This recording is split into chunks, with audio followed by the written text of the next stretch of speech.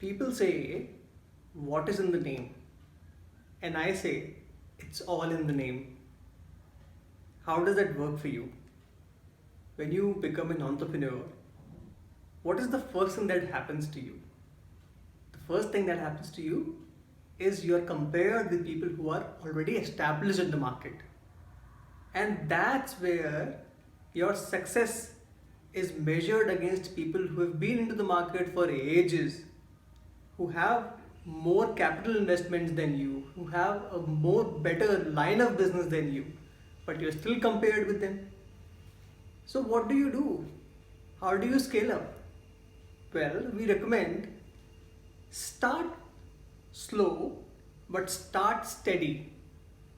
When I say slow and steady, I'm not going to go back to that story of slow and steady wins the race. When I say slow, I am talking about do not open all your cards to everybody every time, and do not foray into lines of businesses or products which you cannot handle at once. Number two, when I said steady, I am talking about maintaining consistency. When I say consistency, let's take an example here and that will be easy for you to understand. Let's say you have managed to get about 10 customers in the first 1 month of your startup. Now, you should be happy with those 10, but from a business development perspective, you would be looking at, you know what, I should have more than 10 customers. That's how I'll be able to expand my business. Great, good thought. But are those 10 customers advocate of your customer service? Or are they advocate of your products or services you're giving? If they are, by all means, please go ahead and look for or hunt for other customers. If they are not, then your customer service excellence is yet to be achieved.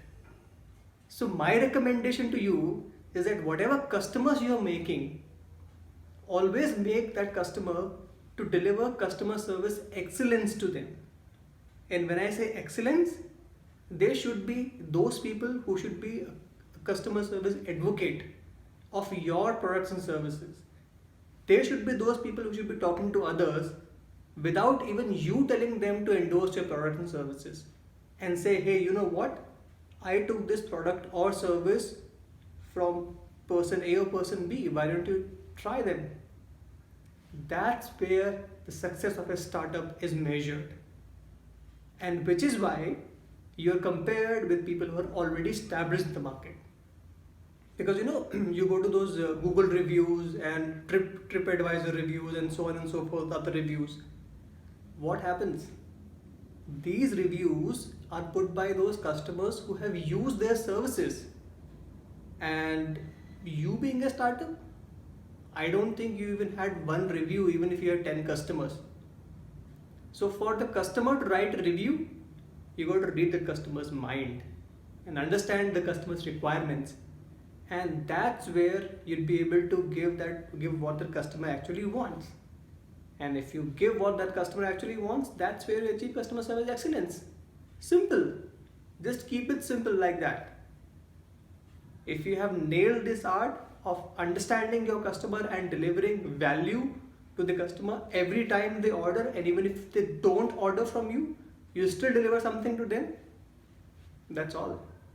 That's where it all ends.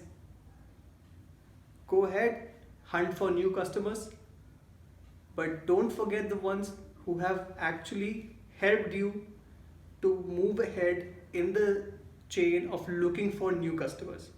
Never forget the first 100 customers of any business that you are starting. Because first 100 people of any organization or first 100 customers, they make or break the business. Thank you so much for watching the video today.